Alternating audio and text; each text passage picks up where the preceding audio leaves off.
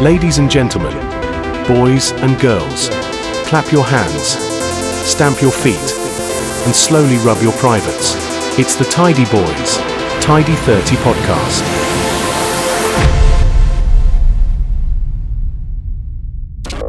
Hi, we're the Tidy Boys. I'm looking already. You're looking at the camera. You literally just did it. Don't look at the camera. Don't look at the camera. It's ambient, I've told you before. It's a radio show. Right, I'm going to look down at your glass. Hi, we're the Tidy Boys, and welcome to our Tidy 30 podcast. It's not... we can see us on YouTube, but mainly we are for your ears, aren't we? Not for your eyes. That wasn't your best intro, by the way. You've done better, but let's go with it. I think there's a better one in me. I think there is. I think you should do it again. Please give me one more chance. Does that translate as I could have done it better? I could have done that better. But will you give me... You were a bit up and down with your voice. Could you give me one more chance? Go for it again. Right. Hi, we're the Tidy Boys. Welcome to the Tidy 30.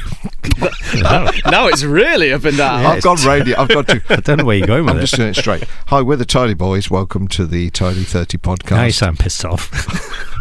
I can't get it right. You do it then. Hi, we're the Tidy Boys. This is the Tidy 30 podcast, and we have a very special guest this evening. We're going to introduce in a second, Amadeus. Yes, every week we have special guests. Some are more special than others. I think tonight we've got a special. I have a special place in my heart for him. Yeah, because there's a lot of history, and the Tidy 30 podcast is about Tidy's history, and I think with this guest we can go back into the archives of Tidy's golden years. We can. He's almost a son to us. He is. I like to think of him that way. Shall we introduce him? Shall we flick him onto the camera about now? Let's do that.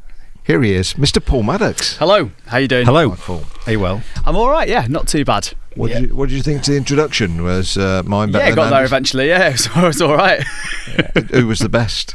Look, I'm not going to choose favourites. You can't ask me that straight at the beginning. It's going to be an awkward. we'll come back to that. It's going to be an awkward dynamic if you do that. But lovely to have you, Paul. Likewise, yeah, good to be here. Because we do go way back, don't we? Yeah, like way back. 25 years nearly now. But when you walked into the studio, it did strike me that you'd still do look like the lad that I met way back then. Have you got I haven't had any work done. I've got the same some face. sort of beauty treatment thing going on?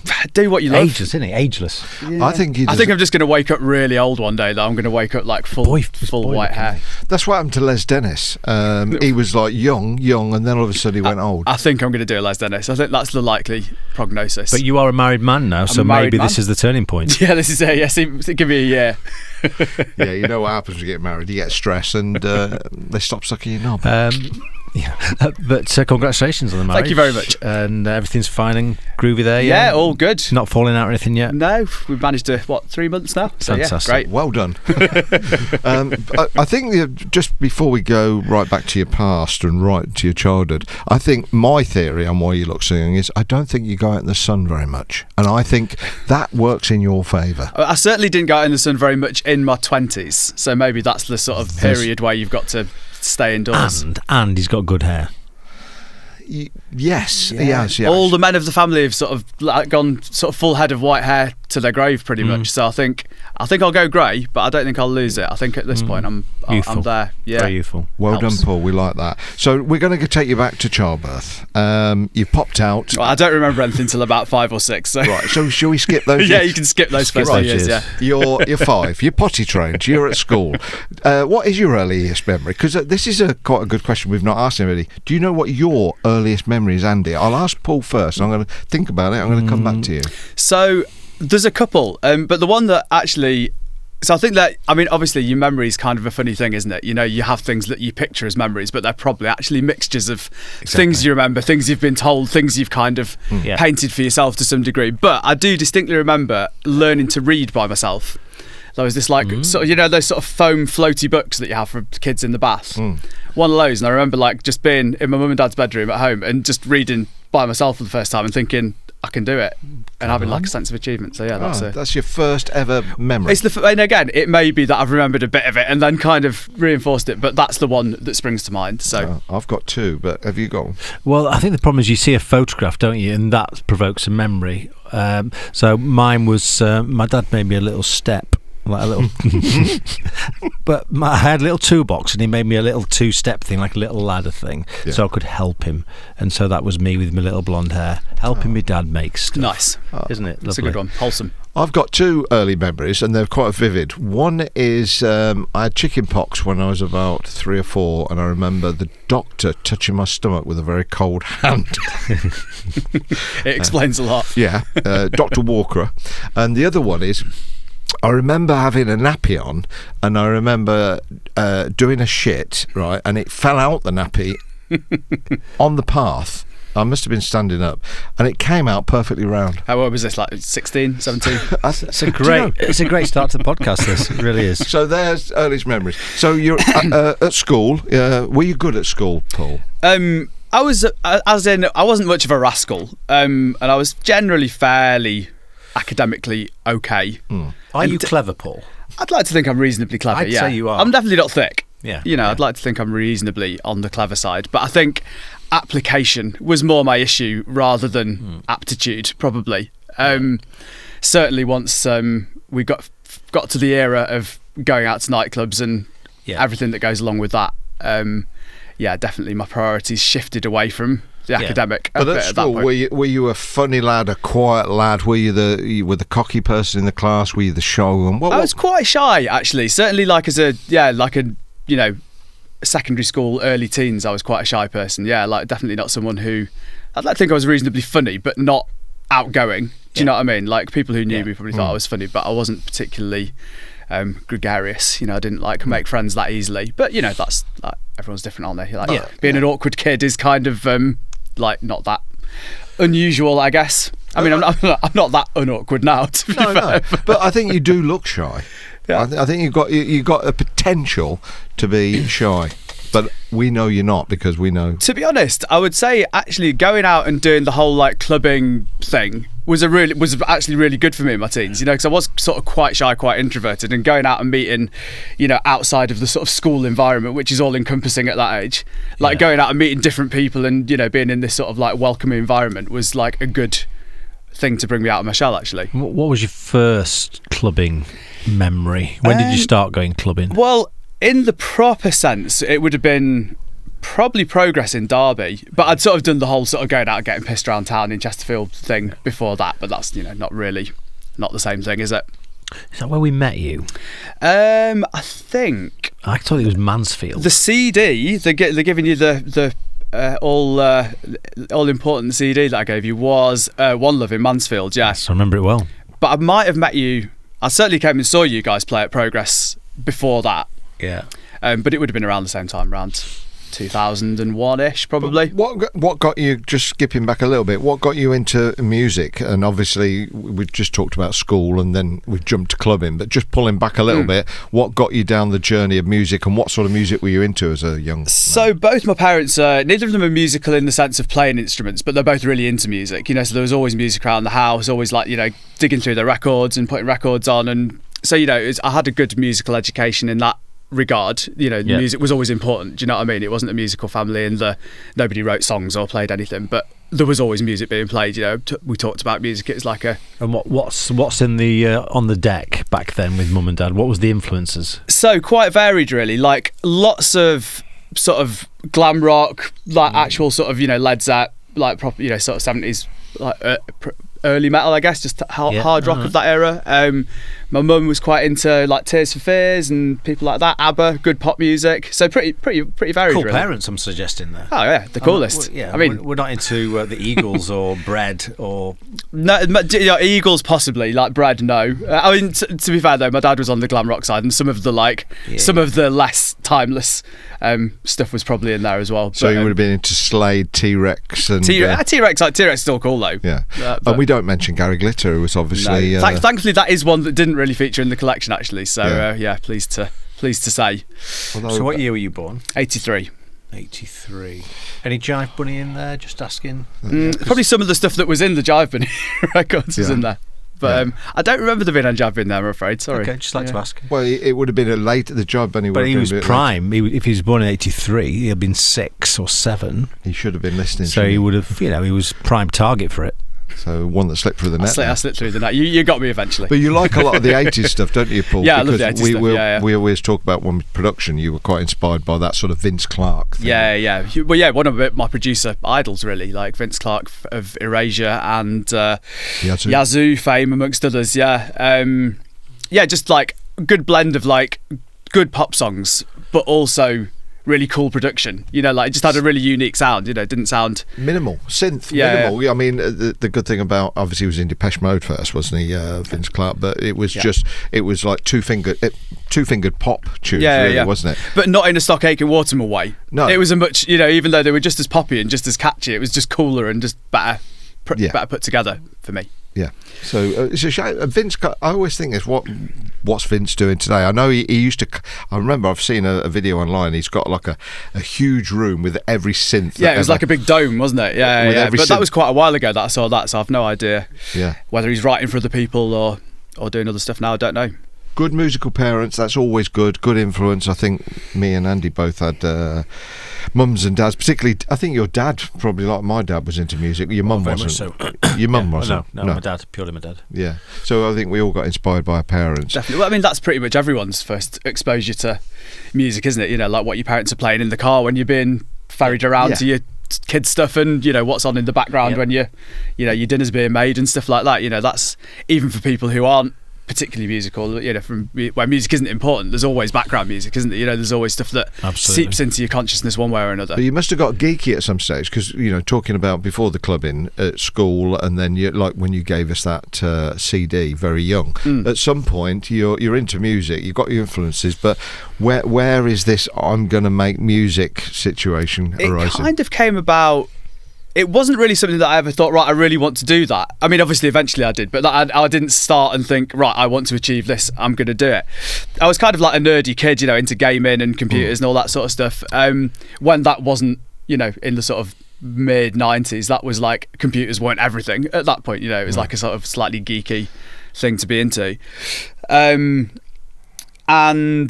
yeah, kind of was into that. Always been into music and stuff. Had to mess around with one of those, like, you know, it was Dance EJ or one of those kind of, you know, sort of drag and drop, put a tune together from some loops type setup.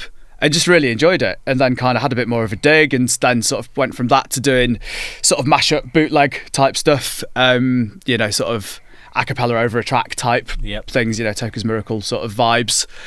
And then, sort of started adding more and more bits to it, and then, you know, kind of before you know it, you're making tunes. Yeah, you know, that's and that's the software you're using. You're not using like Cubase or anything. So Dance EJ was very much just you could use the stuff that was in it, and that was it basically. So like after that I used do you remember Acid? Yes. Which was Sonic Foundry, and then later Sony bought it, which was more of a, you could kind of time stretch things and warp things, which is, you know, we take for granted now, but that was kind of quite novel at that point in time, certainly in something that was like, you know, not Pro Tools, you know, it was like a sort of consumer level app. So yeah, I was doing stuff in that, and then I was using Fruity Loops to kind of make extra bits to drop into that, and then went to Cakewalk and Cubase and Ableton, and What the Entrance mix that joined us all together, and what did you make that on? I think that would have been Cubase. That would have been shortly after I started using Cubase, after Cakewalk, which was what's now Sonar. Right. It was around then that I would have switched over, so it could have been one or the other. Actually, I can't totally remember. But we came and did more on it at the Tidy Studio, didn't we? So it would have been Cubase, I think. I don't think I ever used. So what year are we talking here? Probably 2000, 2001. Yeah, I remember it quite well. I remember it. Playing One Love in Mansfield, and I remember you gave me the CD, and I remember driving back from that gig. And we get given loads of CDs at that time, but I put it in, listened to it, and went, "Oh wow, nice!" And I think we were driving to another gig, weren't we? I'm sure I drove home. Well, I remember listening to it with you at the time, and when you put it on, so we were in the same car, because I remember putting the CD in, and I remember saying, "Wow, it's fast," and we liked it, and we said, "Is it too fast?" And probably has he cleared the vocals? Probably not. not. What the hell are we going to do with it? But we liked it. But I remember listening to it together. That's my memory. And I remember Paul turning up. We're back to the thing about memories, aren't we? Like with with a how much backpack and a little Pokemon on his back and Was that little right? spiky hair. Or was that just our warped minds? I mean, I did do that whole cyber kid thing. Whether I was in that get up see, I remember Yes, you were. on that day, I may or may not have been. I'm I not sure, remember but- seeing you cybered up at Storm. Yeah. That's definitely where you had the backpack on at Storm. But I remember him in the foyer. It wasn't at Time The Progress. time was Derby. Like, it was the Palais de Dance in Mansfield was the venue where One Love used to be, which did kind of have like a sort of, because it was an old theatre. It was one of those old theatre venues. So yeah, there was kind of like a foyer bit, the sort of ticket hall, I guess it would have been originally. But once we'd heard it, we liked it. I think we got back to you to bring you in, like you said, the studio to sort of rework it through the bigger studios at Rotherham, and then we invited you up. Have you got any memories of that first invitation? Well, yeah, I do, because I was at the time. So it was actually quite a long time after I gave you the CD that you guys got in touch. So I'd kind of given up. Even at the early stages, you kind of like, you get more no's than you get yeses in this business, don't you? So like, you kind of, you try and not get too hung up on waiting for people to return on things, because everyone gets loads of stuff. I run a label now, and we don't get, you can't get back to everybody if you get sent loads of stuff. So I wasn't sort of cut up about it, but I'd kind of been like, right, okay, fair enough. That was nothing ventured. And then I got back from my Sunday shift at the butcher's shop at Chatsworth Farm Shop, which is where I used to work. Can we stop there? Yeah. At this point, you're a butcher. Well, I mean, it wasn't a career choice; it was a weekend job. But You're cutting up meat. I was cutting up meat, but I was also just the Sunday staff. So you don't do much cutting up meat when you're the sort of junior staff. You do a lot of cleaning, which generally, working shifts on a Sunday after going out quite late on Saturday nights, it was. You can imagine what the cleaning jobs are like at a butcher's. So it's pretty character building, to be honest. Like, Yeah, I mean, after a good night out, moving raw meat and all the guts around. scrubbing floors in the walk-in fridges when you've only had 2 hours sleep. It was pretty. Yeah. But So It's a good what do you call it? Leveler. Good. Well, yeah. If I'm ever in like a bit of a shit situation now, I'm like, yeah, it's been worse. Are you still good with meat? So if you're presented Well, with... my wife's vegetarian, so I don't eat anywhere near as much as I used to. But if you, I go to a butcher's on a Saturday morning. Roy Porter, Give him a shout out. Yeah, Roy Porter in Chapman, and there's a young butcher in there. Yeah. Now, if you walked into that butcher's, could you decipher the meat? And I could so quarter a chicken, roll a sirloin. Yeah, There I we can do That's what I wanna the hear. basics. Yeah, I'm obsessed with young butchers. So you're in the butcher's, you're cutting up meat, you get a phone call. Well, no, because I this was pre everyone having their phone on them all the time. My phone stayed in my locker while I was right. working my shift. So I got home, checked my voicemail on my Siemens C25 little plastic, blue plastic phone, and it was a voicemail from yourself. Oh, saying, yeah, and I remember it. It was a big change of path for me getting that call. I remember being in my mum and dad's old kitchen at their old house. With the lights off for some reason. I think I just got in and I checked my phone and never, just like wanted to check my messages before I'd even put the lights on. I remember like pacing up and down my mum and dad's dark kitchen listening to this voicemail from Amadeus. Yeah. What did I say? I mean, I can't remember it word for word, but it was basically, the upshot was, we really like your entrance mix and we'd like to, get you in the studio to do some more work on it. What age were you at this point? I would have been 17 probably. And I'm 36. You're going to be a bit worried by that call, haven't you?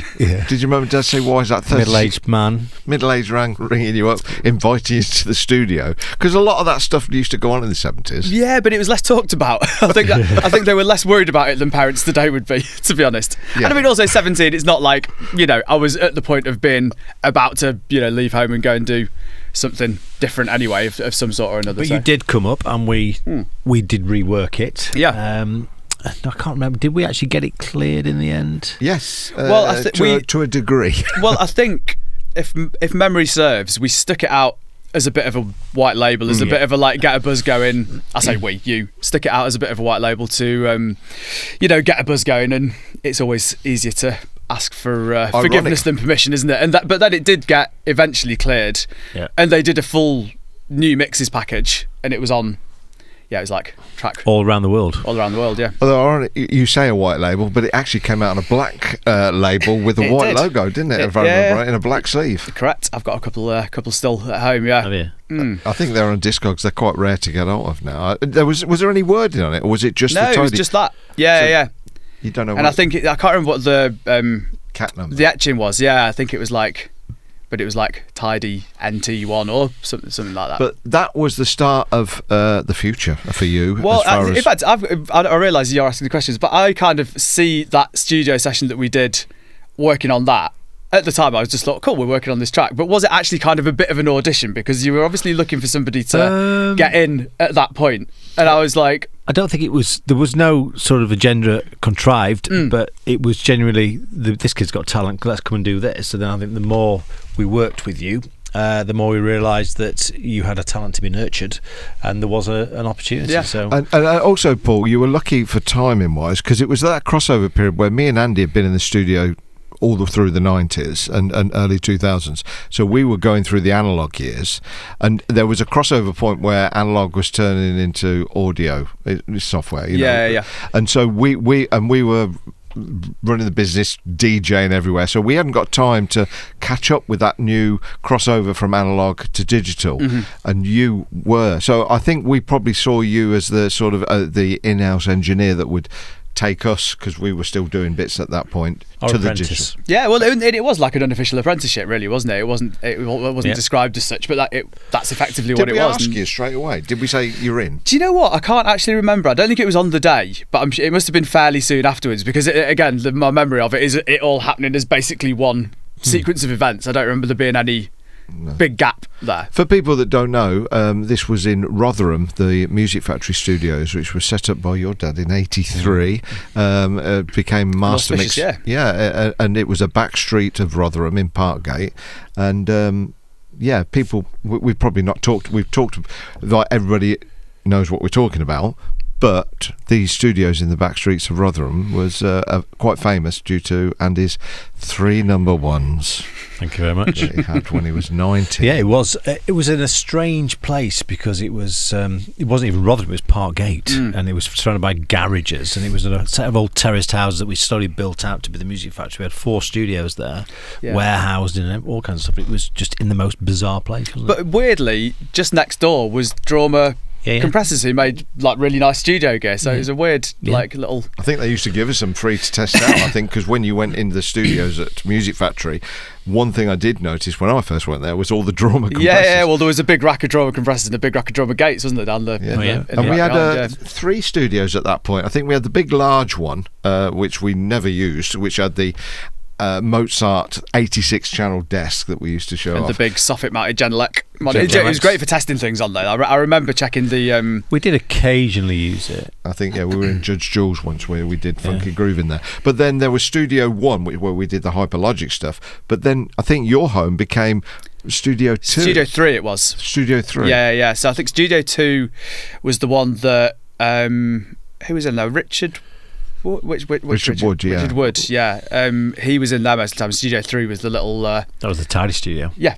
Became the Tidy Studio, didn't it? Because from here you start working. Did we just say you're on your own? But we put other people with you, didn't we? We put you with John Bishop and people. Yeah, well, I mean, initially I did some sessions with you guys, just kind of sitting in and throwing a few ideas in here and there, but primarily with you guys driving and you guys doing. I remember, I don't know if it ever even came out, but I remember you were working on. I'm not sure whether it was intended as a Tidy Boys or a Hyperlogic thing. But with the Moby Go chords and an old yes. acapella in it. I can't remember what acapella it was now, but it was. Was it Tina Turner acapella? We're trying to work as a Hyperlogic. I don't know if it Let was- me be the one. We were trying to work that one, but I don't know. I can't remember what it was. That rings a bell. The Moby Go Yeah, thing. it was definitely the Moby Go or the Twin Peaks theme chords Yeah. with some old sort of soul-y kind of acapella over it, which worked. But I seem to remember the break worked really well. But it was what next that was the tricky bit. That moment of the vocal with the piano was really, really somewhere on a DAT. Yeah, and we were probably trying to do a new Hyperlogic single because we were always trying to follow up Only Me, and You Got the Love. So it might have been us experimenting with a Hyperlogic single with you. Yeah. One thing I do remember us working on was what ended up to be the Lisa Lashes single, What Can You Do For Me, which was... a Tidy Boy single, I think we all went in to do, wasn't it, originally? Yeah. And it finished as a Tidy Boy single, and I remember Lisa had been booked in, probably with yourself, engineering it. Because at that point I'd started doing a few bits. I'd done the John Bishop one, Stalker, It's About Music with Jazz and Charlie, and actually the original that might have been slightly afterwards, the original of Misbehaving, Such a Good Feeling, which never actually came out, because me and Guy did another mix, and then Lee and Guy's, was it Lee and Guy that did the best mix? The definitive one was their mix of it. So around about then I had been doing a few sort of engineering co-production type sessions. What was your first track on Tidy? Because was it called, I always think it was Revolution. It was Revolution, it was Revolution, and Raid was the flip side. So I think the B-side was the first one that because I'd been plugging away, doing stuff and sort of being quite experimental, and the production quality wasn't quite there at that point. I was getting there, I was learning, but it wasn't quite. If you compared the stuff I was doing then to the stuff you guys had done, or a BK production or a Paul James production or something like that, I wasn't.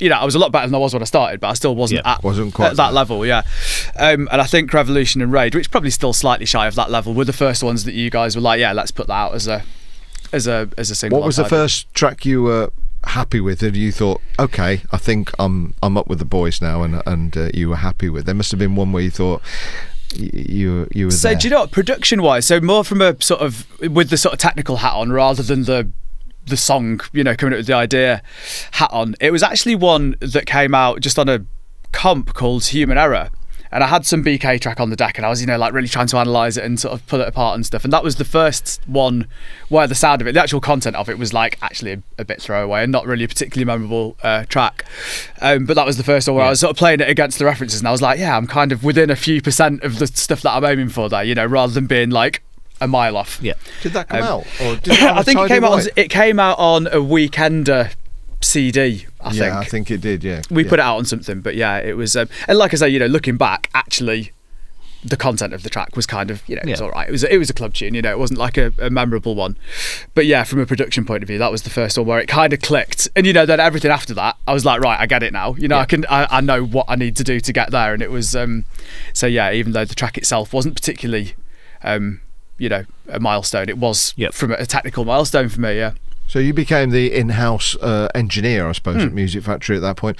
What was it like working at Music Factory with the Tidy Boys? It was great. I'm not blowing smoke at your ass here, but it was, I'd literally gone from not really knowing what I wanted to do with my life and working at a butcher's and not really getting the grades I wanted to do what I wanted to do at university, to having a cool job working in an industry that I really wanted to be in, and really enjoying it. So it was good. So what was the transition from production to DJing at that point? So I think at this point the Tidy Agency had started with Mark Foster from the Trophy Twins running it, and you'd taken Eddie Halliwell on, I believe, as one of the first signings, and maybe was it Lashes? Yeah, Lashes. Yeah. So that was kind of just coming up. And because I'd had a few records out, there was inquiries coming in to book me, and I literally didn't mix at this point. So, but so quite a few of my friends DJ'd, so it wasn't like an alien world to me. I remember I did DJ a little bit. I had a pair of cheapo, Gemini belt drive decks that I'd had at this point, I think. I remember getting a pair of 1210s and I can't remember what mixer it was, like a Gemini mixer or something, but I remember getting it through Music Factory and sticking it on my so you guys, the company, bought it, and I paid it off over out of my wages over a year or whatever it was. So I got stuck into that and started playing out, but I was always a producer first. How long did it take you to learn to mix? Was it an instant thing? Like you said, you got your decks. Did you have to practice hard, or did you find it easy to mix records? So learning to beat match I found quite hard, and it took me quite a long time to get good at it. And I mean, to be honest, there are still people who are plenty better at it than me. I was never an Andy Farley or a Paul Glasby or a Ben Stevens who can just do it. It was always a bit more of a graft for me to do that side of it. But because I've been putting records together, the actual structure and how to blend, how to actually arrange mixes came quite naturally to me. It was the technical bit of it that was but it's a skill. The more you practice, the more you do it, and I probably didn't practice quite as much as so some do you of those remember people. Do you remember your first gig then?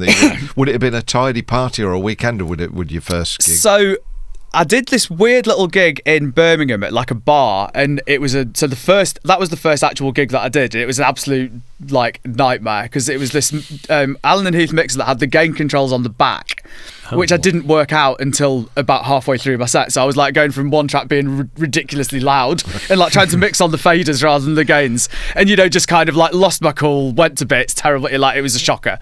But then either the second or third gig I did was the first Tidy Weekender. So I was booked to play in the sort of new talent room, which was going to be upstairs at Prestatyn, on the Sunday. So I was, already nervous for that. And then I think it was Jez and Charlie cancelled at the last minute. I think one of them maybe overindulged, or they couldn't make it, or there was some reason why it sounds plausible.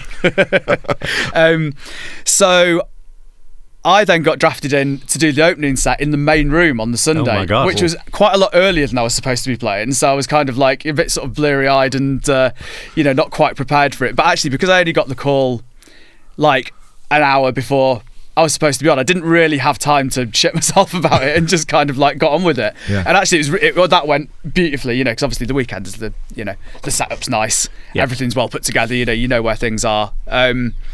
So yeah, that was it. So my kind of like DJ career's kind of been intertwined with Tidy from the beginning, really. So what weekend was that? First one. Oh, yeah, April 2002. Yeah. And it was in the main room you got. Main room, yeah. So I was supposed to be in room 3 or 4 or whatever the new talent room was, and kind of got drafted in. But and I'd like to think, yeah, totally, precisely that. You've got to take them, haven't you? You can't, you can engineer chances to some degree, but when something does drop on your lap, you've got to take it. Right place, right time. Well, definitely. That's what we refer to us playing at Sunday Central when Maddox said that Tintin Out's not turned up. Darren Stokes, you're on. You got 45 minutes to play. We had the same spot, and I think Ben Stevens said the same story in his podcast with us, that he had to fill in for Karim. Karim didn't turn up, and Ben Stevens got the slot at the Tidy Weekender to fill in for Karim, and that's how it went. Smashed it, yeah. And so fate plays a big part. But I think you have to create your own. You have to be there, don't you? It's all right saying luck, but you still have to do the graft, the work to be in the situation to get that luck. 100%. And it's kind of the same with the production stuff as well. Like you can, you might get a call to work with somebody or to do this or that or the other, but if you don't turn up and be good on the day when you get the opportunity, you won't get any more. They'll be much more scarce. So sort of working at your craft and working at to do good work, means that you're in a position when those opportunities do come along, you can take them and make the most of them. So the rest is sort of history, because if you look through the Tidy catalogue, now you flick through it, from that sort of 2001, 2002, your name crops up quite a bit, not only as Paul Maddox, but as other pseudonyms, because you had because one thing we'd always done at Tidy, we felt that even when me and Andy started it with Paul Janes and Paul Chambers, it looked like there was a lot of tracks and artists on the label, but there was only 4 of us working these tracks, and I think we carried that through with you. Because definitely. Well, I quite liked it as well, because you can kind of like stick a different hat on and do a different thing, which I kind of think is missing a little bit now, because everything's such a the social media side of it and stuff, it's so much about the person, the personality, the artist, that you wouldn't have a separate Instagram account for Paul Maddox as your OGR abandoned, like whatever else, because there'd be absolutely no point to it, so it's more about the person now and less about the project, which I times things change, that's how it is, but I quite like the fact that you could stick a different hat on. And if you were to flick back through the Paul Maddox Tidy catalogue with all your pseudonyms, is there a track you'd hold up as this is the one that you're most proud of? Entrance aside, whilst it's certainly not the thing I'm most proud of in terms of like its actual being, it was probably the most pivotal. I would be not doing what I'm doing now were it not for that track. I don't know. The first Olive Grooves EP actually I think was one, because it was kind of me. That was the first sort of side project thing that was actually sort of felt quite well conceived. Rather than it being like, I've done this weird track, I'll stick a different name on it. Rather that was actually like, right. It was when I was doing the warm-up slots for your Big Night Out tour. Yes, was it the first one or the second one? I can't remember. But I was doing the opening slot on all these tour dates. We did like the Opera House and 2005, it was the first big night out tour. There you go. Yeah, and So we said we want somebody to warm up for us who knows how to warm that crowd up and build it. And of all the people we could have chose, we chose you, Paul. and I think I did an all right You job. did a They were fantastic. good You days. did a fantastic job. But yeah, that was kind of what caused me to start doing the Olive Grooves thing, because I was playing loads of old Untidy dubs, but also didn't want it to just be like an Untidy set, No. because there's that's not my was Paul Jane's and you guys' baby, not mine, so I didn't want to just be like playing all you guys' old stuff. And bits of Tall Paul and some of the Dutch stuff like Scott Mack's not Dutch, but it was on lots of Dutch labels, that kind of stuff. And I was like, there was just gaps in the set, and I was like, well, I make tunes, so I literally had like sort of rough playlists, and I was like, right, I need something to go between that, and made something to fill the gap. Yeah, they were great. The other stuff you did I don't know if it was under pseudonyms. You did. We just relaunched Synapse, the label, and because we worked out it was 20. We only had 5 releases, 6 vinyl in 2004 on Synapse. That label was set up for you and sort of Guy to experiment with more techie, darker sounds, wasn't it? Yeah, well, I think me and Guy. So there was me and Ingo went in and did a tune called Reactor, which was kind of a bit on that kind of tip, which came out on a Tidy White rather than Synapse in the end. And me and Guy did The Future, which was kind of a bit more of a dark. It was a bit of a sort of crib of Jemba Drax, Amphetamine. Yeah. It was a bit on that kind of tip, a bit more chancy. And yeah, we'd obviously played them to you guys, and you're like, we like them, but they're not tidy, which was a fair comment.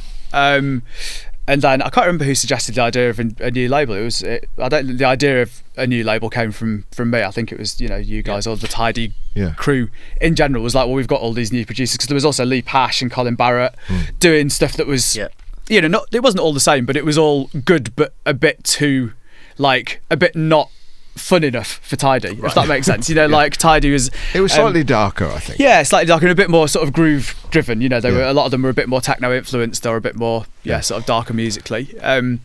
So yeah, that was the concept. I think was it you or Ben Thomas that came up with the name Synapse? Because I remember. I think I was definitely involved in the I remember brainstorming it, and sort of Synapse was one of the ones on the shortlist, and people seemed to. So you did the first, which was The Future, and also you did. I think the last was Goosebumps in that period. It was the pink one, yeah. So that you sort of top and tail that era Bookends. With Guyver, yeah. With Guyver, and like I said, we just brought it back, and we brought vinyl back as well. So we've had a Drax Nelson and Amber D track out on there, and I think Synapse, we want to bring it back just to cater for the sort of more underground stuff, like you said, it's not got as much fun as a Tidy. So they're just different things, aren't they? Like you wouldn't want to play a full set of all fun stuff, or equally you probably wouldn't want to play a full set of all really dark and moody stuff, but there's a place for both.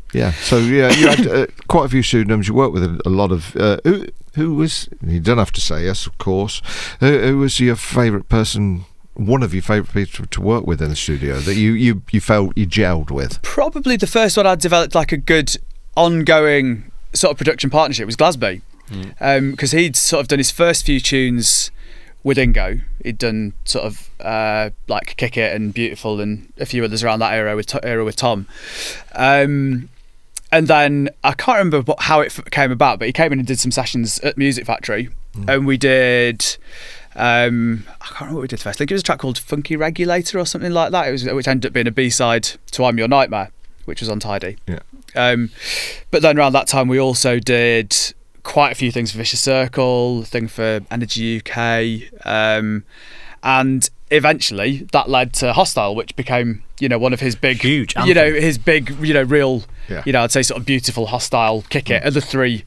I'd say of Glaz's, production career, they're the three big like ones. Cornerstone records, I would say. So definitely. So you got on well with. We were working out that there's a lot of Pauls. There is a lot of Paul, a disproportionate number of Pauls in Hard House. Yeah, there definitely. is. Paul King, Paul Maddox, Paul Chambers, James, Paul Glasby, Paul James. There's Pauls all over the place. It's ridiculous. I think we nearly came up with a whole album called Paul. Here Come the Pauls. Here Come the Pauls, because there are probably too many. Some would say. So how long were you with us as an in-house engineer? I think it was about 4 years. I think around that. And then it kind of just got to a point where I don't think there was as much need for someone in-house doing a lot of the non-production stuff that I was doing, because obviously in between doing sessions with people and that, I was doing, stickering promos and just doing general apprentice jobs really, which was, it was great, seeing how the business worked. But I think there was a bit less need for that. I'd kind of got a few people who I was engineering for. Yep. And, and I also kind of wanted to do some music that didn't really make sense for me to be doing it, on your time. Like obviously, you were paying me a wage to be in the studio doing tidy stuff. And I kind of wanted to do some stuff that didn't quite, slot into that. So, it came to a natural point where, being in-house wasn't the right thing. Anymore, but we continued to always put music out. We've never stopped having a working relationship. So. You did a bit of Tidy TV as well, of course. We remember some of the. See, the thing is, you look at a video of me on Tidy TV and look at me now, and you're like, I have aged to some degree. That was probably one of the classics where we went and did Through the Keyhole at your house, Olive Grove Road, which gave Olive Grooves its name. We talked about that with Ben, because I think Ben lived there. It was a very studenty time for you, wasn't it? Like Stephen. Ben didn't live there, but he'd been round. Yeah, definitely. Yeah, we'd had a few crack-ons and tear-ups in that living room over the years. Yeah, definitely. Yeah, and also you came back for Tidy TV when we did. It was in Sheffield, and we did At Home with the Tidy Boys. Yeah, I kind of did my sort of awkward Louis Theroux sort of bit, which I like. It was fun. Yeah, it was fun. But that's what we liked about you, Paul. When you and you'll know this, when you work for Music Factory and work for Tidy, you're not just a producer. You're doing other stuff. Like you said, you're working in the warehouse, then you're doing a Tidy TV sketch. So it was a happy family. I totally. think. Yeah. Look back very, very fondly on those days. It was good times. Yeah, so you've carved a career out to this day as being one of the most sought after engineers and producers. I kind of need to say, Andy. But it's true, though, isn't it? I've made a living out of it, which is lots of people don't. So I'm very grateful for the opportunity in the first place, and feel fortunate to have had the chance to do something that I love doing. And I'm decent at as a career. So where was the pivot then, where you moved away from hard house into your Spectre stuff? So I've always liked lots of different music. Hard house was kind of what I started going out clubbing to, which was why I then lent into the Tidy thing and how that happened. But Spectre was a big. Yeah, it's been a big part of my career, and that was Charlie from Jez and Charlie's doing. So he was really good friends with Rich, who's the other guy in Spectre. And basically Rich was doing like electro house at that point, the Kiss the Funk, he was resident Kiss the Funk with Rob and that kind of scene. I was doing the hard house thing, and we'd both kind of got a little bit bored of it. You can do have too much of a good thing, and it was and I also felt at that point, I was trying to do some slightly more experimental, not experimental, but push the edges of the boundaries a little bit with the hard house thing. And it wasn't always well received. I always think In It for Kicks is like the prime example. It was this weird sort of like Timo Maas meets hardstyle meets techno kind of thing, and everybody just went nuts for Have Faith, which was just a straight up hard house banger on the B-side. And it's great. I love that people love the music, but it was a hard scene to do something different in, people at that point, because it had been around for, it's fairly well established by the sort of mid 2000s, and I think the hard house sort of faithful at that point, brilliant a scene though it was, and amazing as it is to be a part of it. There was a lot of people who kind of knew what they liked and liked what they knew, and they like an offbeat bass and a big vocal and a big riff and all this, all the really hard stuff like what Glasby and the Vicious Circle crew were doing, which was never I enjoyed doing it with Paul, but it was never my style. That really, really hard militant stuff was never my love. And I kind of just had a bit of a hankering to do some different stuff, really. And I'd obviously had that conversation with Charlie, and evidently Rich had a very similar conversation with Charlie from a completely different angle. So Charlie sort of acted producer Cupid, and just basically we hadn't even met before, and just exchanged numbers through Charlie, and we booked a studio session at the house after Olive Grove Road, which is a bit nicer. He played me just loads of stuff that I'd never heard before, and I was like, fuck, this is so cool. He's playing me like Thomas Schumacher and Oliver Hunterman and all this sort of minimal sort of techno, tech house sort of stuff, like that kind of era. You know, it was much lower BPMs at that point. The techno's all gone fast again now, but at that point it was all, you know, mid 120s. But, you know, just totally different. And I just heard it and I was like, oh yeah, I know how to do that. And it suddenly just like the synapses started pinging, you know, and it just got me excited about music, which I'd kind of hadn't fallen out of love with it, but I just sort of got a little bit stuck in a groove with it, you know, and like that's never good. So did you have instant success with Spectre, or was it like a few singles and... We didn't become superstars overnight or anything like that, but we had quite quick success because Rich had quite good connections in that. You know, he was much more... the scene that he was in, even though it was different to what we were doing with Spectre, you know, knew quite a few managers and agents and label managers and stuff like that, you know, so he had quite a good address book. And the sort of labels we targeted, which were, the first one really was Dance Electric, which was Oliver Hunterman's label at the time. And that's kind of was a big influence for us. Yeah. And we kind of, I think, got our second or third track signed to them pretty quickly. So yeah, it wasn't overnight, but it was pretty quick. You know, we went from having to mess around to having stuff out within a year, probably, I would say. But yeah, to the point where we were sort of touring every weekend, you know, doing, you know, sort of longer tours in the States and Mexico and, you know, Europe a few times a month, and yeah, you know, doing the proper DJ thing, you know. Yeah, were they all good gigs or no? No, I'm going to say, because they never are. The thing is, like, people who you see these Instagram portrayals of people now, but like they'll be doing shit gigs, they just don't share them, you know, like it's What do you think about this Instagram? Because me and Sam Town in the office, we're starting to get quite cringy about the social media thing, because you see DJs almost forcing something out just for content. So they'll be waving the fingers to a new track. They'll be, I'm really tired at an airport, so I made this banging tune on my laptop, and then they're playing it and singing and miming to it. How do you feel about that? I find it a bit cringe as well, but I also do sympathise, because I mean, we've kind of like stepped back the Spectre thing a little bit. You know, we're not as busy with gigs anymore, and you know, it's become the side project again. And the social media is a part of it, because you need to spend. Yeah, I mean, I do find it a bit cringe, but also if you're not popular on social media, you don't exist now as a DJ or a producer. So I can understand why people who are, you know, they want to do that, they probably don't want to do it, and but you know, they're like, we've got to do it, and then, but the problem with that is that then you can tell when the content's forced rather than come natural. But it's a catch-22, isn't it? You know, like if you've got to a certain level as an artist and you want to further your career, you've got to do social media, you know, do social media, whatever that means. You have absolutely. So it's kind of it is a catch-22. So I do find it a bit cringe, but I do also sympathise, because we've kind of been there, and it was a necessary evil. A necessary evil, yeah. But you know, I mean, for me, I've kind of just, well, neither Rich nor I enjoyed doing social media. You know, like, the thing is, it's good. If you're really busy, it's fine, because you get a videographer with you to shoot all your shows, and it looks cool, and you're fine. You know, and that's fine. You know, because you're not doing social media then; they're just documenting what's already happening. But at the point where you're not super busy and you're not doing those big shows, you've then got to kind of generate something from nothing. Yes, that's the hard bit. And they're the ones that I suppose I pull up. It's like somebody explaining the reason why the sleeve is blue, or I've got a studio, and you see this plant behind me. I bought this from Argos for $4.99. So you can tell they're sort of well, you can tell that somebody has advised them, like, make it personal.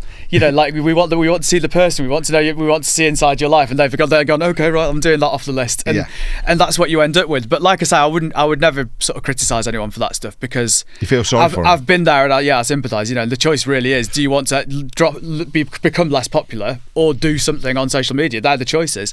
And you know, we've kind of taken a little step back from it. I do a lot more production for other people now, rather than, you know, me being the artist. And I was going to ask you, actually, as a man who'd ridden the waves of hard house, as a producer, DJ, engineer, the hard sound is on trend. It's back. Yeah. What's your take on it with regards to, is it hard house? What's your view on the current crop of DJs and producers and what the sound really is? I mean, I would think it's what you would call it, isn't it? Nothing ever is anything. It's just how you describe it. So there's a lot of stuff that gets called techno now that, you know, to me, it's just hard house. But then again, equally, you know, like, what is any genre? You know, if people are calling it, it's like language. You know, if people are calling it a thing, it is that thing. You know, it's like people saying, and if you just come from a different time where that's not what you called it, you can go, oh, it's not right, and be a grumpy old man about it, or you can just go like, that's what happens, you know. Like, I mean, a lot of the techno that we made as Spectre kind of sounded more like trance and hard house, really, because that's kind of where we came from. So I'm sure there were techno purists then going, that's not techno, you know. And so I'm not going to be that guy now saying that's not hard house, because it's just, you know, if that's what people are calling it, that's what it is. But you found your form again, I think, Paul. Let's bring us right up to date with your recent releases and some of the engineering you've done for back at Tidy. Like I said, you took a break from it, you did the Spectre thing, and then you sort of fallen in love again with that, you said to me, with 100%, that sound. Yeah. But some of your recent productions, I mean, you've done a couple of tracks that have not even come out yet. I mean, you've just done one with Love Struck, which was, you know, for me, a bit of a Tidy anthem. And also you've worked with Lisa Lashes on the new single that she's coming out for the EP. Yep, huge. We can talk about that now. We can talk about it because it's coming out. It's coming out on vinyl, because you know we've done it on vinyl. So we're redoing the. You remember the Gatefold Tidy Girls EP that came out, the pink one? It was a limited edition. So we're doing 25 years of the Tidy Girls, and they're all back in the studio and got new tracks, as you know. And you've worked with two of the Tidy Girls. Correct. So we can talk about that. Yeah. Lisa Lashes and Rachel Orban. Yeah. So Lisa I'd worked with in the past, obviously. So What Can You Do For Me with you guys, and then I kind of did the harder mix of it, which, because it was a weird one, What Can You Do For Me, because the track that we started off as a Tidy Boys track, then Lisa got involved in it. We all, kind of, that became the Tidy Boys mix but that was actually that was the first mix. That was the original mix, really, but it wasn't quite right for Lisa's sets. So then me and Lisa went in and did the original mix afterwards, which is kind of obviously which was kind of a little bit more Glasby-esque, a little bit more straight up banging hard house thing.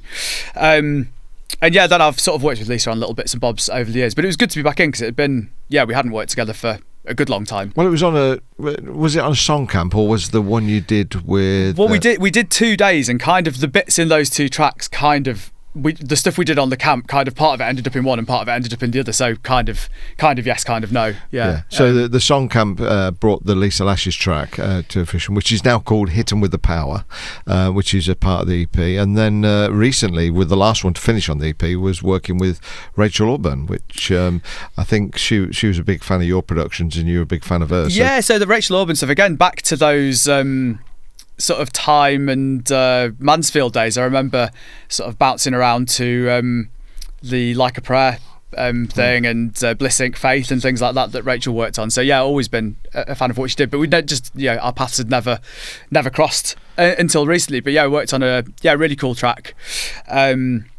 with a friend of hers, Giacomo, singing on it. So it's a bouncy trance hard house. It's quite a unique record, and I think it's really well. It's very crossover. It's got a lot of a pop feel about it. So that was done at Toll Yard South, when it Toll Yard, we're at Toll Yard North here at the podcast, but that was done at Toll Yard South, and the Lisa Lashes one was done here.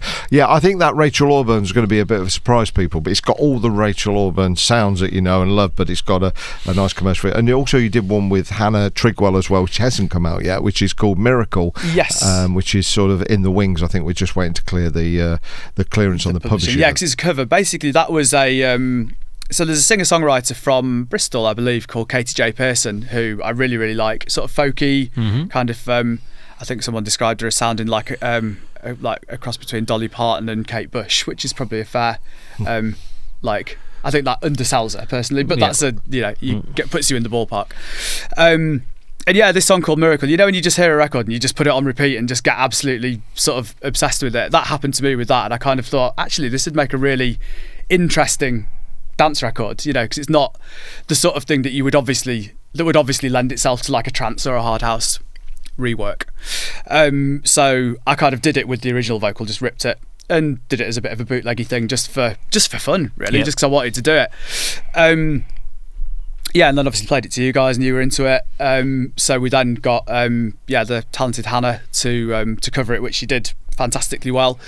Scheduled for. It's awesome. For release, yeah, it's due out next year. We're holding it back, but I've been playing it on the stream show, and everybody loves it. Like I said, the last few of things you've done at Tidy and the stuff that's forthcoming is very, very strong. It's nice, kind of going back to So really, the sort of sound that I'm making with the Paul Maddox stuff now, it's kind of gone back to sort of almost before when I was putting Hard House out. You know, it's kind of really referencing the sort of mid to late 90s rather than the 2000s, which is kind of music that I always loved then, but wasn't a good enough producer to make it then, because it's a lot simpler, you know. So early on, I relied a lot more on like putting flashy stuff in and like adding things in, whereas that stuff is a bit more simple and a bit more stripped down, which means that those core bits need to be bob on for it to work. I'm preaching to the choir but here, obviously. It's very difficult to produce simple stuff. You can layer stuff. You know, you can make a massive sound, but making 3 or 4 elements sound really good is much harder than making 20 or 30 elements sound good. So yeah, it was kind of, I just started dabbling with it really, and I sort of revisited that kind of more huge tunesy kind of early trance, early hard house, sort of hard bag kind of stuff. And yeah, it was quite good being, the stuff that I couldn't do then. I'm like, right, okay, I've had 20 years of practice now, so I can hopefully get a bit closer to it. I think you're at your best, Paul. And also one other little forthcoming release I want to touch on was an experiment you'd done the other week with Sam Towner, which was these turbo dubs. Yeah, so this is a bit of fun. So me and Sam did some of the Untidy dubs on their sort of third incarnation, I guess, because there was some Ben K ones, wasn't there? And then they went away again, and then me and Sam came back and did Crimson on the Colours EP3 and a few others. And I think he's Dutch DJ called Val de Son. There's a video that we got tagged in of him playing Use It or Lose It, which was one of the Untidy dubs we did from them, sped up loads, but on some Boiler Room, and everybody, a crowd of people the generation younger than Sam and I, losing their shit to it, and we were like, it kind of sounds good. So we basically there was a few unfinished ones and a few that we never quite never really did anything with. So we kind of loaded those projects up, cranked the BPMs up, and sort of tidied them up a bit. And we're like, right, sound. We did sort of 3-track EP in about 4 hours because it was just loading all projects up. But then everyone we played them to is like, yeah, that's really cool. So it's funny, sometimes a bit of time and a bit of a different, the object can say the same, but the scene around it changes, and then suddenly it makes sense when it didn't before. Real strong EP, that Turbo Dub. So I tested them out on the live stream the other week, and everybody said, well, they'd be coming out on vinyl, so they've already got the thumbs up approval on the stream. So, excellent, nice. So it's good. But like I said, I think you're at your best. I also want to point out one of my favourite tracks you did a bit further back was Build It Up and Slightly Mad. Yeah, which was a kind of that was the. I hadn't done any hard house for quite a long time at that point, and I was at that point as well. I didn't want to, because I think Ben or Sam had said, "Do you want to do something new for Tidy?" It was our annual, I think it was for. There you go, and I was up for it, but I also didn't want to just churn something out. Not that I ever would for Tidy, but sometimes someone says, "Oh, you do a track," and you're like, "Right, okay, I need to do something for that." I didn't want to do it unless it was going to be good. Or really good, because I hadn't done anything on Tidy for so long. I didn't want to just do a rehash of something that I'd done before, or something disposable. I was like, right, I really want to have a think about it and do, deliver 2 tracks that have got something about them. Yeah. I love Build It Up. Cheeky vocal sample. Well, I kind of nicked that idea from the Plump DJs. So on the 3rd Plump DJs album, I think it is, Eargasm, there's a track that does the same thing with the who's it? Ashford and Simpson vocal, but, solid as a rock. But using the Build It Up, but then turning that into the build up. I always like little puns like that in records. I like when you're turning Build It Up into a build up kind of thing. But yeah, it was a Plump DJ's album track that did it. I always thought it was a cool idea, so I was like, right, and it suits just being a chugging, sort of OD404-y, sort of bouncing hard house thing. And Slightly Mad was, I'd had that riff laying around for ages. That was one of those little riffs that I'd just messed around with, and it'd just been sat with not knowing what to do with it for ages. And then again, I was just going through records trying to get some inspiration to do something new for Tidy, and I was just sort of gravitating towards a lot of the old Paul Masterson stuff, the Yamanda stuff, and a track called The Earthshaker by Sushi, which is Paul Masterson, and that's got a similar little, sort of weird. Yeah, he had a great knack of those sort of weird, sort of whimsical, but also kind of not annoying little melodies, because it's very easy to do those sort of things and be really cheesy and annoying, but it's a real knack to make them kind of sort of fun but cool. It's quite a hard line to walk. Paul Must, and one of my favourite riffs of all time is Amen UK, Passion. Yeah, well, it's a similar riff. Yeah. Like, you know, like I could try and do that riff and it would either be not as catchy or way really annoying. Yes. And he had that knack of making them be little earworms So true. that were sort of super accessible. You know, you could hum it on the school bus, Yeah. but also you could be, you know, a producer or a sort of cooler music person and still respect it. And he had a real... I think what it was, he had excellent cheeky, at that. cheesy riffs, but then used odd sounds to give them an edge. Yeah, And yeah. I always say you've got two choices when you're writing a riff. You can have a real cheesy riff, but have a dark, dirty, odd sound, or you can have a dirty, odd sound and then make it cheesy. And I think the combination works. Yeah. So it was a hard one to like. So yeah, you could hear the influence on that definitely, but he just had a knack for. Yeah, I managed to do it once. He did dozens of them. So. Yeah. Well, we're loving the fact that you're back, Paul, and we're loving the fact that you're going to be playing the Weekender, of course, because I think you've probably played them all, have you? I think every tidy weekender, I realised there was a bit of a sort of period where they weren't tidy weekenders, but I think every tidy weekender I've done, which I guess there's probably not. You've got all the stamps in your book. Probably not that many DJs who can say that. Probably. No, I think that's right. I think Rob Tessera's missed one. Missed he was one. I away. think Anne Savage missed one. So yeah, you have any. Yeah, you like me enough to have me down for everyone. I wasn't busy enough to miss any, so it was all good. Have you got Your any family, Paul? Any stories about a weekend? No. Come on, we need a bit of dirty. If you were to pull out one weekender that was, that was the one for you. Is the one. Well, I'll be honest. All the weekenders are kind of one sort of compound memory for me. To be honest, they're there's people like my wife. She'll be like, oh, do you remember that event on the 6th of February, 2012? And I'm like, I remember vaguely going there once or twice. So if you want dates, I'm not your man. Stories.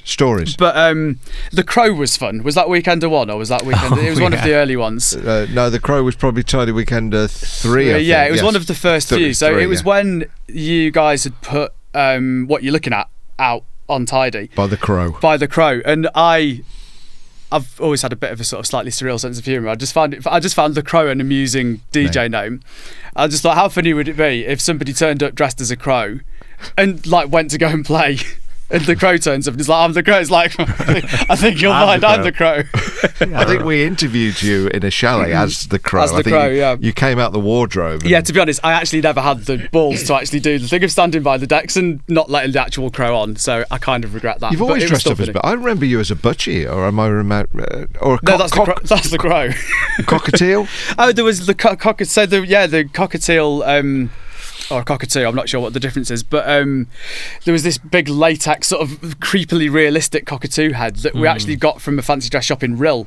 So it was actually it was acquired mid-weekender. We sort of went out into Rill to get probably some nicer food, to be honest, because Captain Cod wasn't the best on a delicate stomach. And yeah, there was this fancy dress shop that had this, we'd been at a weekender, so you can imagine we were in a tangle, a frivolous mood, like we were having fun. And yeah, there was this cockatoo head in the window, so we went in, and apparently it was for hire only. So we were like, "No, come on, you've got to have a price." And thinking they were going to like give us some drinks, they were like 20 quid, like they sold it to you. Sold. Lovely. So then that was, how would you sell the Weekender to those that have not been? How would you sum it up, so to speak, as a man who's been to everyone? It's just a weekend off, isn't it? It's a weekend off from the world. But and I think now a lot of it is a semi-nostalgic thing, because I think there's a lot of weekender goers that have been going as long as I have, and it's kind of a you can walk through those doors and you're 20 again, which is really nice. And I feel like they'll be going forever. It's obviously down to you guys, but like I feel like they're almost a bit like Northern Soul reunions now. Well, they are, aren't they? Like it's kind of not in a bad way. That wasn't exactly intended to be disparaging. Like it's and it's that those people that go off and have got their got families and kids, or they've got high pressure jobs or whatever. But for those 3 days, it's like it's just that pure abandon. It's such a community, and it's that, whether it's the mods and the rockers from back in the 70s. Yeah, this is our generation. It's a scene, isn't it? And I think that's one thing that I'm not sure with the sort of with there not being sort of regular nights like there used to be, whether that's as much of a thing. It might just be that I don't see it because I'm old and I'm not in it anymore. Entirely possible. But yeah, like most of my strongest friendships, my lasting friendships have been people that I met on dance floors, or or adjacent to dance floors, or at people's houses after dance floors. So that that scene aspect of it outside of the music was always a really big thing, and the weekend is the absolute epitome of that, because everybody from the whole scene kind of came and went on a big school trip together for 3 days. Yeah, it was great. We always say it's a bit like a convention, isn't it, where we all get together and people do meet their future wives and get married, divorced, and then come back again. So that's what happens. Andy, I've just remembered My special question. Every week, you probably like not it. watched it, but I feel like this needs a jingle. It's like needs Andy's it. special Could do question. You need like a little jingle, doesn't it? Yeah, we probably should have sent it in an email so you're prepared for it, but here goes. But you didn't. It's a nice thing. So what I'm going to ask you is, this is your final gig, right? You can go back and play any club, or so a club you've played or a club you would never Want to played. play. So you're going to play your final gigs, a bit death row-ish, yeah. So your final meal. That's fine. So you're going to play your final set, so you can choose your club. I'm going to ask you to choose 3 records. And okay, so sorry, I'm interrupting. 3 records. So 3 records. So you pick your club, and you're going to one track that you're going to open this set with. What's it going to be? One track that's going to be dropped in the middle of this set. Peak. Your peak track, and then one track you're going to close with. I would have appreciated a heads up on this, because I'm glad you put me on the spot now. So do I pick the club as well? Pick the club pick first. So where do you want to play this final set? It'd be between 2 of neither of which. Well, one, the Republic in Sheffield, because I played there once for the Tidy Christmas Party, which is brilliant, with Tara Reynolds. But I spent a lot of time on the dance floor there at Gatecrasher. Yep.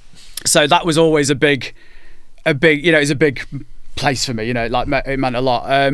Or Space in Ibiza, which I also was lucky enough to play the main room there with Rich doing a Spectre thing, which also now it's still there, but not in its previous incarnation. It'd probably be Republic. If you're going to put me on the spot, it'd be between those 2. But I think it's Republic then. First more track. emotional attachment to Republic. Space is objectively better, but the Republic shaped my life more than Space did. I would say. Okay, so. You're at the Republic. Track 1 to kick that set Open off. set. Dig into that crate. Yeah, I'm having a think. I mean, do you know what? I did a vinyl set for Wax Format for Sam Mitchum fairly recently, and opened with Amen UK Passion, weirdly enough, actually, because it's a great intro record. It is. You've got that big, it's a big drone, and then the vocal and stuff, but then it's the sort of switch into the fun bit. So Good choice. already mentioned it, but I think I probably would. Good The choice. original, the original of Amen Great UK choice. Passion. Yeah. Yep. Great choice. Peak track. Peak track. You got them in the palm of your hand. They're going, Maddox, Maddox. What are you going to drop? The thing is, I've always liked stuff that's got a bit of edge to it but has still got fun to it. I like vocals. I would probably say Pete Wardman mix of 99th Floor Elevators, Hooked. Good choice. It's Quite tough. fast. It's banging. Well, yeah, fast. but it's going for it. Uplifting. But it's still like it's got shoulders swing. in it. Do you know what I mean? It's not like it's got a bit of camp to it, a bit of fun, love it. rather than just being sort of brutally militant, which is never Yeah. floated my Your boat. final like that. track. So this is the end of the night. This is the one more. Yep. One more tune. One more tune. You're going to finish them off. It's got to be something.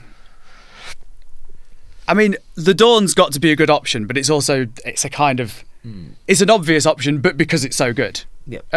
But I don't know. Actually, I would probably it's a Tidy record actually. Eventually, SJ, I Need You, because that's one that really, like Glasby always used to play it, Insomniacs, when I used to go, and it was always kind of a bit of an outlier, because he was playing these really hard sets, and then it's a Baby Doc track, but with like a jazz vocal in it, basically, Yes. and these weird key changes and stuff. And I've always, it's always been it was always a moment, it's when we come sort of trotting over from sort of chatting shit. If we heard that come on in the main room, Let's we'd go. go and leg it over for that. And it's tough and it's got an edge to it, but it's also it's memorable. Great choices. And I guess if were I retiring, I Need You is a nice sentiment to the crowd as well, I would say. Thank you, good. That is a good track. And it always reminds me of Magna, because I think they actually performed that live at Magna, SJ on stage. That's a good choice. I'm down with that. You like a little bit of campness, don't you? Oh yeah, definitely. Which brings me on to my next question. Have you ever kissed a man's cock? Oh, Amadeus. You can't ask people things like that anymore, Amit. It's not 2001 Oh, okay. anymore. He You can't really is stuck in I could be 70s. triggered Yeah, sorry. Okay. Have you Edit that bit out. He really is Alf Garden. have you ever held a man's hand? Have I ever held a man's hand? Yeah. That's all I need to know. Have you got a question for the Tidy Boys? Because we always end with that. If you've got something that's playing on your mind that you've always wanted to ask, it could be about. Well, I asked you the kind of whether it was intended as an audition or not, because I always I didn't feel it at the time, but then afterwards when you offered me a job, I was like, oh, was I just being auditioned there? But you kind of answered that it just kind of happened that way. Yeah. I wouldn't have been upset if you were. It was No, not at all. It was what's that? What does Bob? Happy accident. Yeah, Happy serendipitous. accident. Yeah, and I think we respected that. Like I said, we were looking for youth and somebody to take us into the digital world, and you were in the right place at the right time, wearing the right outside outfit. of that, I can't think of anything off the top of my head. To be honest. Must be something. You'll get. You know what? You'll be driving home and you think, I wish I'd asked. I'll text it in, and you can just play it. You can. I wish I'd asked Andy about Jive Bunny. Did he wear the head? No, he didn't. There you go. Answered your question. Yeah.